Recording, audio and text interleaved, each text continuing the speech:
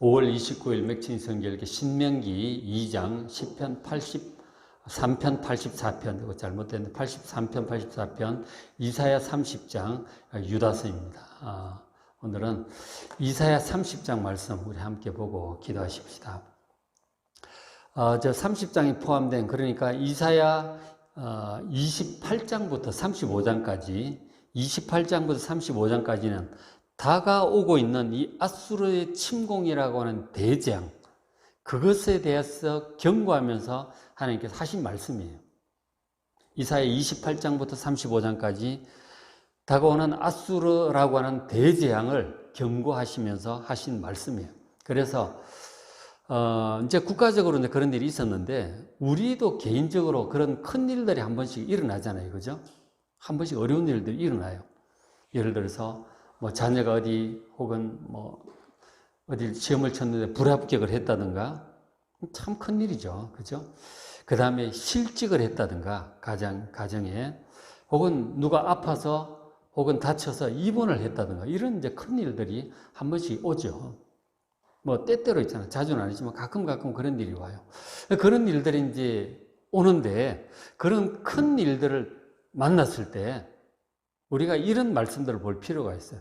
지금 아수르의 재앙이라고 하는 큰 이 재앙 앞에서 하나님께서 어떤 말씀을 하셨고 하나님의 백성들은 지금 어떤 태도를 취하고 있는가? 그들을 향한 하나님의 뜻은 무엇인가? 앞으로 일이 어떻게 될 건가? 이런 것들을 여기서 볼 수가 있어요. 이 큰 재앙을 앞두고 있는 하나님의 백성들의 입장, 하나님의 말씀 이런 것들을 이제 볼 수가 있는 거죠. 그래서 하나님의 뜻도 깨달을 수가 있고 우리의 모습을 또 비춰볼 수가 있어요. 거울처럼 비춰볼 수 있습니다. 어떻게 해야 하는 것이 옳은가? 이런 것들을 이제 볼 수가 있는 것이죠. 굉장히 이제 중요한 말씀들이죠. 근데 이제 그런 큰 재앙과 어려움이 다가올 때, 어려움을 만났을 때 사람들이 흔히 할 수 있는 잘못 중에 하나가 하나님보다 다른 것들을 더 의지하는 거예요. 이게 이제 가장 많이 하는 잘못 중에 하나입니다. 당시 이사야 당시 유다 백성들 같은 경우 지금 이제 아수르라고 하는 신흥 강대국이 막 주변에 점령을 하면서 막 오고 있는 거예요. 이것을 어떻게 대처할 것인가? 대처를 잘 해야 되는데, 당시 이제 그 백성들 중에, 특별히 이제 고관들, 신하들 중에 보면 하나님보다 애굽을 더 의지하는 사람들이 많았어요. 그러니까 애굽이 이제 당시 이스라엘 이제 서쪽으로, 서남쪽으로 하면 애굽이 있고, 동북쪽으로 가면 이제 메소포타미아가 있잖아요. 그럼 아수르니 바빌론이 있는데, 양대 이제 큰 세력권 사이에 이 가나안 지역이 있었단 말이에요. 그래서 이스라엘은 이제 유다가 나라가 작으니까, 주로 이제 솔로몬 이래로 애굽과 아주 동맹을 맺어 왔었어요. 그 솔로몬이 애굽 왕 그 바로의 딸과 결혼을 하잖아요. 여러 부인 중에 하나가 이제 초창기에 중요한 아내 중에 하나가 이제 바로 왕의 딸, 애굽의 공주였단 말이에요. 그래서 이제 그때 이래로 애굽과의 전통적인 어떤 동맹 관계를 맺고 가까이 지내고 늘 그쪽으로 의지했어요. 저쪽에 이제 메소포타미아 쪽에는 나라들이 일어섰다, 무너졌다, 일어섰다, 무너졌다 계속 바뀌니까. 애굽은 계속 이제 애굽이 있었잖아요. 그래서 이제 애굽과 늘 가까이 하면서 의지하고 왕래하고 무역도 하고 이제 그렇게 했던 것이죠. 애굽을 뭐 저쪽에서 쳐들어오면 애굽이 우리를 보호해 줄 것이다, 도와줄 것이다. 그렇게 이제 늘 믿어왔던 것이죠. 자, 그런데 애굽이 도와줄 것이라고 믿었는데 이제 하나님께서 책망을 하시는 거죠. 지금 아수르가 다가오고 있는 그런 상황에서 30장 1절에 그들이 개교를 베푸나, 이제 이스라엘 백성들, 신하들, 왕들 얘기하는 거죠. 뭔가 개교를 베풉니다. 나라의 위기 앞에서 지혜를 이제 짜내고, 야, 이렇게 하자, 저렇게 하자, 이제 생각을 하는 거죠. 개교를 베풀지만, 그러나 하나님으로 말미암은 것이 아니다 하는 거예요. 그게 문제죠. 그럼 맹약을 맺으나 나의 영으로 말미암지 않은 것이다. 맹약을 맺는다고 하는 것은 이제 동맹 관계를 하는 거죠. 누가 날 도와줄 수 있을까? 그들과 동맹을 맺고 뭐 이렇게 서로 관계를 이제 잘 하고 그렇게 하는 거잖아요. 그런데 그것이 하나님의 영으로 말미암은 것이 아니다 하는 거예요. 이런 것들이 뭐 누구를 의지하고 뭐 지혜를 베풀고 이런저런 것들을 하는 게 하나님께로부터 나온 것들이 아니다 하는 거죠. 하나님께 아예 기도도 안 하고 구하지도 않고 그냥 막 모여서 우리 이렇게 합시다 저렇게 합시다. 다 인간적인 지혜로 나온 것들이죠. 아니 기도부터 해야지. 하나님을 섬기는 백성들이 그렇잖아요. 기도를 하면 다윗 같은 경우 위기가 있을 때마다 늘 하나님께 여쭙잖아요. 하나님 이렇게 할까요 저렇게 할까요. 기도부터 시작을 해야 되는데 기도할 생각, 하나님을 찾지를 않는 거죠. 그러니까 하나님을 의지하지 않는 거예요. 그리고는 의지하는 게 이게 뭐 이제 애굽 같은 동맹을 의지하고 이제 그렇게 하는 거죠. 그럼 이제 2절에 그들이 애굽으로 내려갔어요. 사신을 보내고. 그래서 도와달라고 이 아수르가 오니까. 주로 이제 그거예요. 이런 것들도 애굽으로 가기 전에 또 기도도 좀 해봐야죠. 하나님 이런 일이 왜 생겼습니까? 어떻게 해야 됩니까? 기도를 해야죠. 히스기야 왕처럼 그렇게 기도를 해야죠. 그건 그 앞에 왕들이 기도를 안 해. 하나님, 기도를 안 하는 것은 하나님을 의지하는 마음이 없기 때문이죠. 기도를 안 하는 거예요. 그 애굽으로 가서 막 도움 요청하고 그렇게 합니다. 하나님을 의지하는 중심이 별로 없고 애굽을 의지하는 중심이 더 이제 많고 이러니까. 그래서 3절에 하나님 그러시죠. 그러므로 바로의 세력이, 그 애굽의 세력이 너희의 오히려 수치가 될 것이다. 애굽의 그늘에 피하는 것이 오히려 너희의 수욕이 될 것이다. 모욕을 받게 될 것이다. 그렇게 경고를 하셨어요. 이런 경고하시는 이유는 하나님을 의지하라는 뜻이죠. 근데 저런 말씀을 이사야를 통해서 하셔도 그런 채도 안 하는 거예요. 그게 문제잖아요. 참, 하나님을 의지를 해야 되는데, 인간적인 다른 것들을 의지하는 것은 결국 그것이 자기의 수치로 돌아오게 될 것이다. 그렇게 경고를 하고 있습니다. 이사야 선지자가 하나님 말씀으로 경고를 하는 거죠.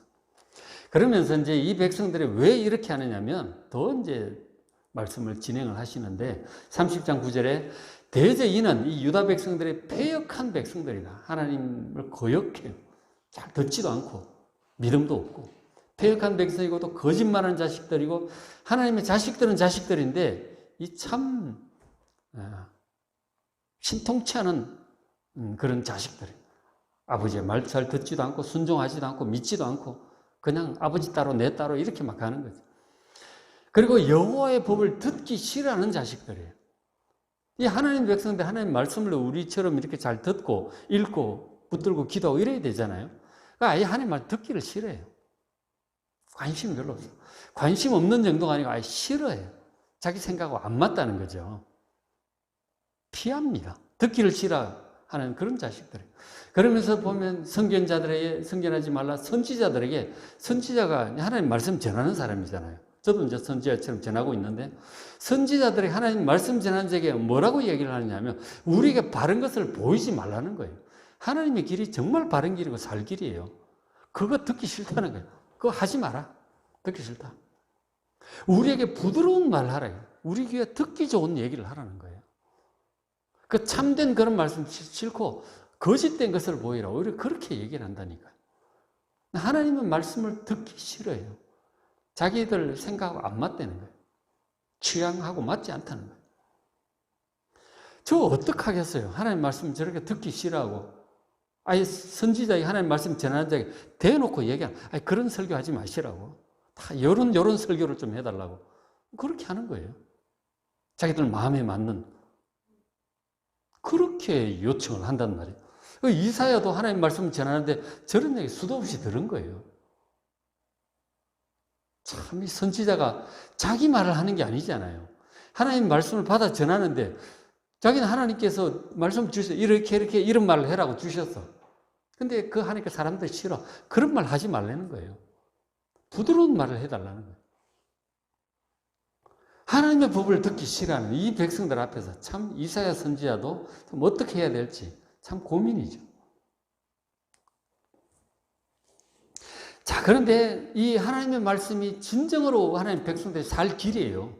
왜 이런 재앙이 다가오는지, 그 재앙을 어떻게 피할 수 있는지 하나님 말씀을 들어야 그 재앙이 오다가도 돌아갈 거 아니에요. 근데 안 들으면 계속 오지. 물론 오는데 시간이 한참 걸리잖아요. 오는 사이에 돌릴 수도 있는데 계속 고집부리면 결국은 이제 턱 밑에까지 오는 거죠. 하나님의 말씀을 계속 듣기 싫어하면 이렇게 된다라고 또 경고를 합니다. 30장 12절에 이러므로 이스라엘의 거룩하시니까 말씀하시되 백성들이 계속 그런 식으로 나가니까 너희가 이 말을 하나님의 말씀을 업신여기고 이스라엘을 통해서 하는 이 하나님의 말씀을 업신여기고 그리고 오히려 압박과 허망을 믿고 의지합니다. 이건 애굽이나 이런 것들을 얘기하는 거죠. 그것을 믿고 의지 아니에요. 어떻게 될까요? 그렇게 계속 나가면 13절에 이 죄악이 너에게 마치 무너지려고 터진 담, 지금은 담이 튼튼한데 옛날에 흑벽돌이나 이 보르크 담 이런 게 좀 신통치 않은 담이 있죠. 우리 시골에 저도 어릴 때 가보면 흙으로 흑벽이 있는데 이게 막 넘어지려고 하는 흑벽돌을 가끔 본 적이 있어요. 그런 걸 얘기하는 거죠. 이게 언제 넘어질지 몰라. 이 담은 담인데 위태위태한 담이에요. 그런 식으로 이 나라의 지금 안전이 그렇다는 거예요, 지금. 무너지려고 터진 담이 불쑥 나와 순식간에 무너지는 것처럼 그렇게 이 나라가 무너질 것이다.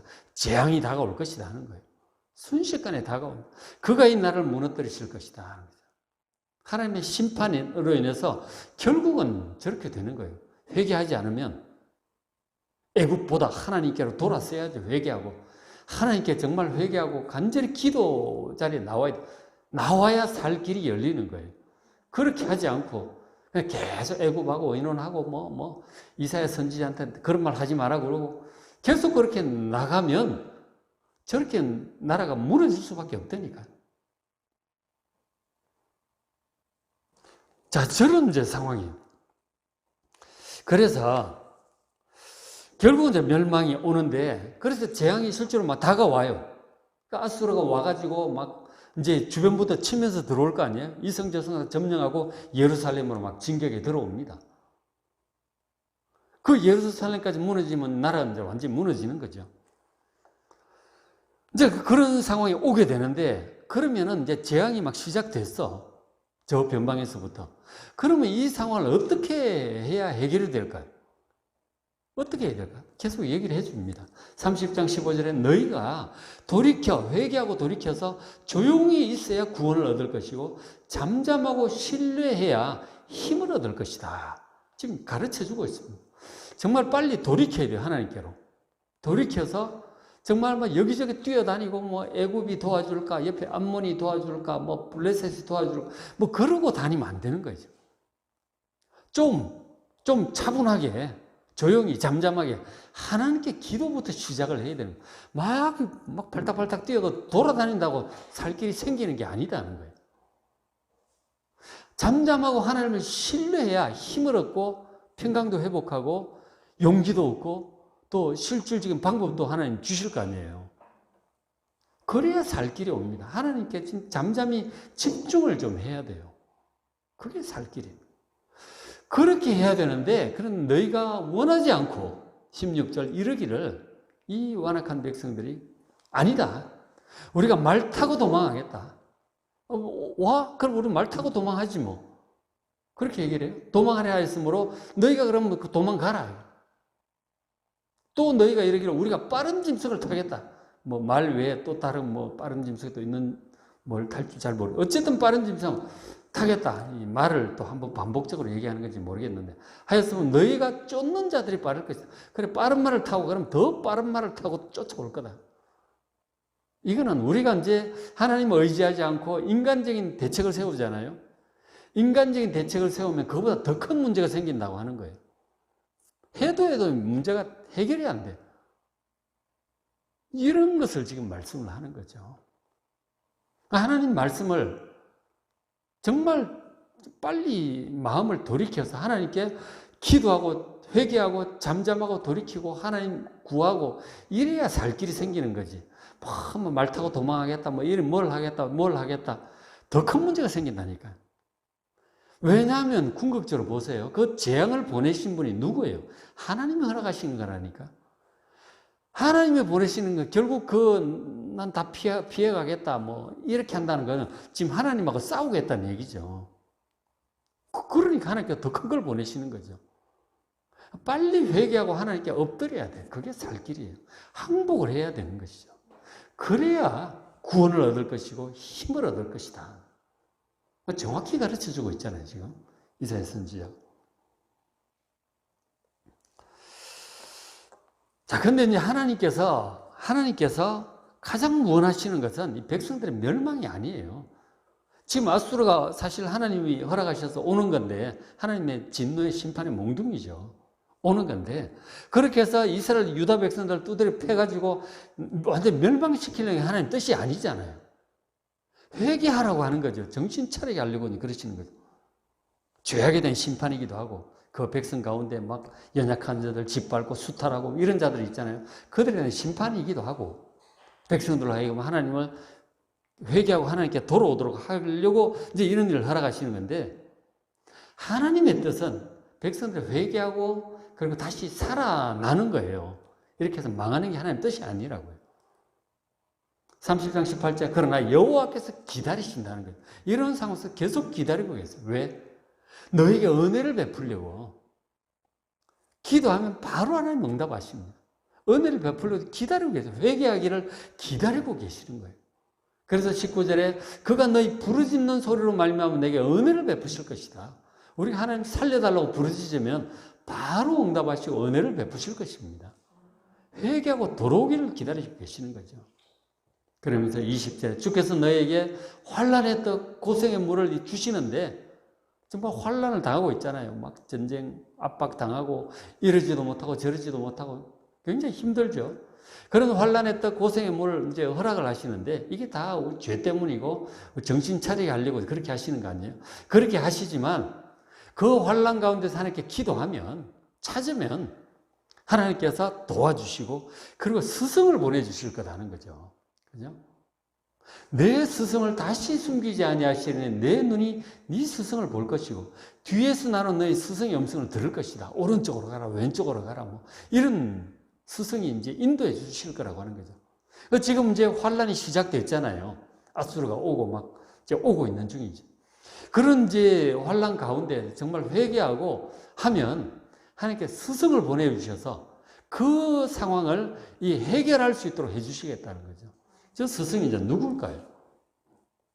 뭐 영적인 어떤 지도자이기도, 옛날에 사사라든가 결국 나중에 히스기야 왕이라든가 이런 지도자이기도 하고, 우리 개인적으로 볼 때 어떤 믿음의 선배라든가 그런 분들이 있을 수 있죠. 그죠? 그런 분들을 좋은 상담자를 보내주셔서 또 그렇게 용기도 얻고 지혜도 얻어서 이겨나갈 수 있도록 한다든가, 사람을 보내주기도 하시는 거죠. 그리고 더 궁극적으로 누굴까요? 우리의 참 스승 예수 그리스도이십니다. 지금은 주님께서 우리에게 와 계시죠. 그리고 보혜사 성령님이시죠. 이런 스승을 보내주셔서 이 환난 가운데 잘 극복하고 잘 통과하게 하실 줄로 믿습니다. 하나님 찾으면 그렇게 되는 거예요. 찾으면 살 길이 바로 생깁니다. 그러면서 이제 저렇게 환난 가운데 이제 정신 차리고 회개하고 또 하나님의 도움으로 이렇게 문제가 해결되고 이러면서 사람이 변화가 되죠. 그동안 하나님보다 더 의지하고 섬기던 그런 것들 이제 버리게 되죠. 그렇죠? 사실 쓸모 없었잖아, 보니까. 안 되는 거죠. 도움이 안 되는 거죠. 하나님 외에는 정말 해결책이 없는 거예요. 22절에 또 너희 조각한 우상, 이런 환란을 이제 겪고 회개하고 회복되고 이러면서 사람이 이렇게 우상을 버리게 되는 거예요. 너희가 조각하는 우상에 입힌 은 얼마나 비싸고 귀한 거예요. 그리고 부어 만든 우상에 올린 금, 이런 것도 갖다 버린다는 거죠. 금이고 은이고 지금 하여튼 우상에 붙은 거는 다 갖다 버린다는 거예요. 오직 하나님 의지하는 게 이게 살 길이고 생명의 길인 것이죠. 하나님 외에 다른 것들을 더 의지하고 뭐 금이든 은이든 애굽이든 뭐든 간에 하나님보다 더 의지하고 섬기던 그런 우상들, 이런 것들 한번 일들을 겪고 나면 이제 다 갖다 버리게 되는 거죠. 일을 한번 당하고 나면 버리게 돼요. 그렇죠? 결국은 하나님밖에 없습니다. 하나님 외에는 사실 다 갖다 버려야 돼요. 그죠? 이런 것들을 이제 회개하고 다 갖다 버리니까 어떻게 됩니까? 그래서 그 더럽게 하며 불결한 물건을 던짐 같이 나가라 그러고 다 갖다 버리는 것이죠. 그 야곱도 보면은 그 식구들 뭐 큰일 한번 당하잖아요. 막 이렇게 다니다가 딸 디나가 가서 이제 강간당하고 뭐 아들들 가가지고 죽이고 뭐 이 쫓기는 신세가 되잖아요. 그러면서 하나님께 막 회개기라고 부르짖어요. 야곱은. 그 야곱이 그렇게 믿음이 좋다니까요. 하나님께 부르짖었어요. 그럴 땐 하나님께서 모든 우상들 다 버리고 정결케 하라고 하셨어요. 그래가지고 식구들 전부 종들 불러다가 우상들 혹시 조그만 거, 휴대용 우상이 조그만 거 있거든요. 드라빔이라고. 지금 부적이나 뭐 이런 거 비슷하겠죠. 다 갖고 와라. 그리고 뭐 우상 섬기는데 하는 뭐 어떤 하여간 그런 귀고리니 뭐 이런 것도 있을 수 있는 전부 다 갖고 와라. 하여튼 우상 섬기는 거 관련된 거. 알게 모르게 이제 식구들 중에 또 종들 중에 그런 사람도 있었던 거죠. 다 갖고 와서 땅에 파묻어 버리고 그러니까 또 위기를 이제 벗어나는 그런 일들이 있어요. 야곱처럼 그렇게 해야 되는 거예요. 그렇게 이제 딱 하면 지금 이제 이 이사야 당시 유다 백성들이 그런 거예요. 이렇게 조상 야곱이 했듯이 그렇게 다 회개하고 우상들 다 갖다 버리고 하나님을 찾으면 뭐 왔던 아수르가 오다가 또 돌아갈 수도 있어요. 그게 이제 유일한 살 길이죠. 그렇게 지금 우상을 버리고 그렇게 하면 23절에 네가 땅에 뿌린 종자에 주께서 비를 주셔서 땅이 먹을 것을 내며 곡식이 풍성하고 기름지게 할 것이다. 그동안 뭐 농사도 안 되고 물질도 부족하고 뭐 일도 안 되고 막 그랬는데 일이 막 이제 풀리기 시작하는 거죠. 풍년이 들고 막 일이 잘 되고 막 꼬여있던 문제들이 다 막 해결이 되는 거죠. 환난을 겪으면서 회개하고 하나님 찾으니까 우상을 다 갖다 버리니까 그제서야 비로소 문제들이 해결되기 시작하는 것이죠. 그렇게 문제가 해결이 되면서 제가 그 적지 못했는데 26절에 보면 여호와께서 자기 백성의 상처를 싸매시는 그 맞은 자를 고치시는 날에 회복하는 그 날에 달빛은 햇빛과 같이 밝게 될 것이고 그리고 햇빛은 7배가 되어 7날의 빛처럼 밝게 될 것이다. 더 모든 것들이 더 좋아질 것이다 하는 거죠.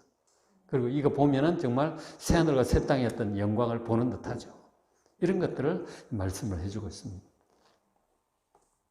그래서 이사야의 말씀을 통해서 우리가 좀 환란이 다가올 때, 환란이 있을 때 이런 말씀들 보셔야 돼요. 이사야의 말씀은 전부 다 그런 말씀들이 사실은 환란 속에서 하나님의 뜻을 구하고 왜 이런 일이 왔는지 어떻게 해야 되는지 우리 자신을 또 거울처럼 비춰보기도 하고 하나님 뜻을 깨닫기도 하고 그래서 아주 명백하잖아요. 이사야 전체가 이런 류의 말씀들이 있어요. 잘 보시고 환난 가운데 어떻게 해야 될지를 잘 배우고 또 극복하는 여러분 되시길 바랍니다. 자, 맥체인 성결교 신명기 2장, 시편 83, 84편, 이사야 30장, 유다서 잘 보시고 은혜 받으시기 바랍니다.